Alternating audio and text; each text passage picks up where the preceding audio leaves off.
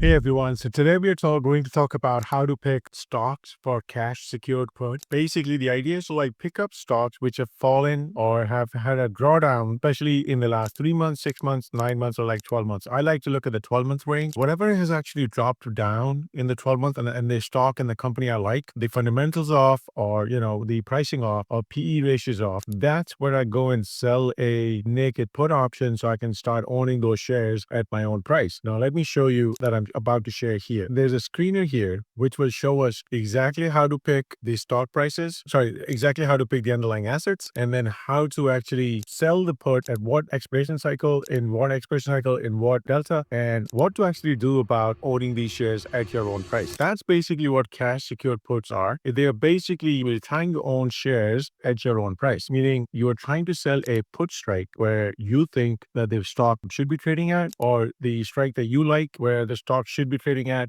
or you don't want to pay more than that price for that particular stock. So that's why you sell the put, and then you go out and just manage the trade and then massage the trade and then see if it can work in your favor, get you assigned at that price. If not, and there are a couple of ways to manage this trade, like a cash secured put, how to manage it, and how to basically own shares without panicking, because we're going into the strategy with the idea that we want to own these shares. So for each 100 shares that you want to own, you will sell one put. The question always comes down to which stock to pick and which strike to sell at, and which expiration cycle to pick. Okay, the other thing I'm going to show you today in my screener. So take a look, see if it works. If there are any questions, just let me know. In the meantime, subscribe to the channel. The other type of videos I post on my channel, subscribe to it, and then you can get more insight about all these options trading. It is my paper trading account, so I'm going to, because we are testing it here, I did a live trade in my previous video. You can go check it out. I sometimes do trades in my live account. Sometimes I do it here. Now, what have I done here? I've got a watch list, right? You can have any watch list you want, all the stocks in the world, whatever that is. I have a watch list of most liquid items or most liquid underlying tickers, meaning markets that I think I can sell options into. When you think about selling options, you've got to have some liquid markets there. By liquid markets, I mean 1 or 2 penny wide spreads. 1 and 2 penny wide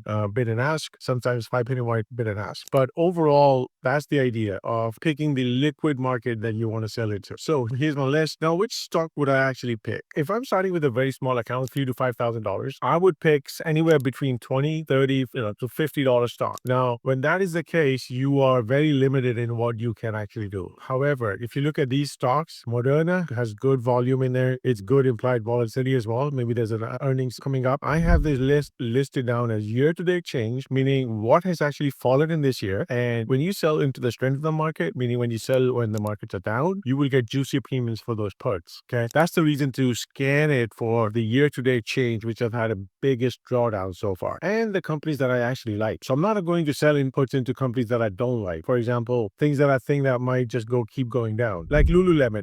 There's so much competition for this retailer out there. It's already down 52%. I don't know the fundamentals of it, but maybe they will get back up from here. I don't know. But companies like, Adobe. I like Adobe. I like Baidu. Baidu is like tracking your Bitcoin index. And, there's a couple others, like CRM has dropped 22% this year. Adobe has dropped 19-20%. PayPal is a very good one, like $70 with high IG rank right now. It's got, the earnings coming up on 10/28. So let's look at the PayPal option list and see where we can actually sell this. So let's say we have picked out the stock. PayPal is the one that we want to sell into because we like that the stock has dropped quite a bit. It has got high IV right now because earnings are coming up. That's totally fine. And we like the company overall. We think there's growth advantage there. They can come up with new things. Now, there's another tracker or another scanner I look at where I track all these fundamental values, which I can show you in the next video. But here is just about price movement and how to pick a stock, based just on price, the price actions of the underlying market. So here it is. If you sell a 60 put strike, it's trading at $70 right now. If you sell a 60 put strike, this can get you $1 of credit. Now, if you're selling one option by 100, that's going to improve your cost basis by $1. If you keep it up until, let's just, up until you get assigned, and if you're in the money, you take delivery of the stock,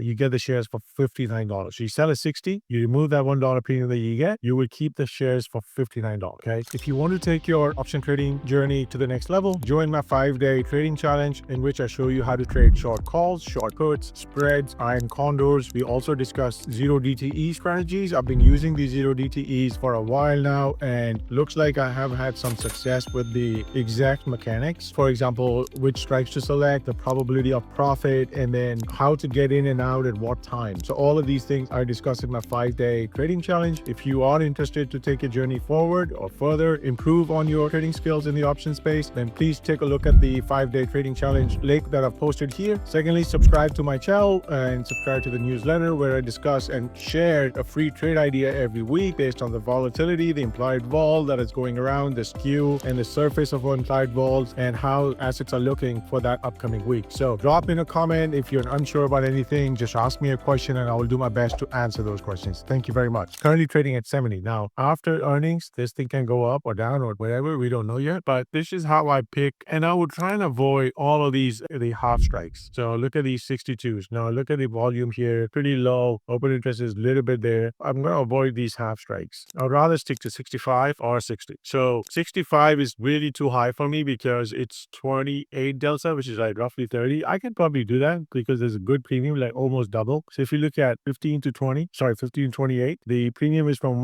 it goes up from 1 to like 215. So you can do that. Actually, let's take a position in this 28 delta strike, which is $65. Currently trading at 70. So you get a $5 margin, okay, for the stop to drop. Now, here's another thing you should look at. I'm in the 56-day cycle. That's my go-to right now because whenever I do these long-term trades, I would like to be above 45 days out. The sweet spot is between 45 and 50. 56 is a little bit too high, but I'll take it because there's nothing else available, okay? Within these 56 days, the market is expecting this stock to move up or down $10 or $10.50. So $10.50. Your strike is only $5 away. However, the market is expecting it to move $10. Now, that does not always mean that, you always need to cover your $10 here. Most cases we would, but when there's not enough going on in the market, there's not enough implied volatility, and you really want the stock, keep the asset. You will sell it at, if there was a lower delta available around 20, I would have picked that, but there's nothing else. There's 60 at 15 delta or 65 at 28 delta. So there's nothing in between, okay? With full strikes, not half strikes. So for that reason, I'm going to pick this 30 delta strike, and we are only getting $5 away, which is totally fine. We can manage this trade as we go along. Now, all you need to do is sell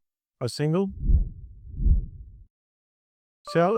go back here, okay, and then you're picking this up, you're picking that, and then let's do the analyze. Let's analyze the trade. Now, when you analyze the trade, you need to make sure that you are select the right break even, which is 12.20, and that's how you will get the right chart. Look at this number up here, 67. That's good. Usually I would like to be above 75 or above 70 at least. But right now, because there aren't many strikes available, this is what we are getting, which is 67%. Totally fine. Let's put the trade in, confirm and send. And I think you need to make sure that you understand these numbers. Okay. So what are these numbers? Your max profit is 215. You get that. Okay. The break-even stock price from right now is 62.85 because it's currently trading at 70, and then you are selling it at 65 minus the 215 credit that you get. So this is the trade ticket. I'm going to explain every single line item here. Max profit is 215. Your max loss is 62.85, meaning if it goes down to zero, you will lose $6,285 because your strike is 65. You collect 215 from it. So you keep that 215, but everything else will go down to zero. So for that reason, you will lose 62.85. Okay. You're selling it at 215. There's a 65-cent commission. This could be different for each account. Minus 65. Try to also like get it below that. Buying power effect. So this is how much money this trade will take from your account. It will deduct 62.85 from your available cash balance. So you see this here option buying power. You will see this number go down by 62.85, and then that's it. Let's try and send the trade in.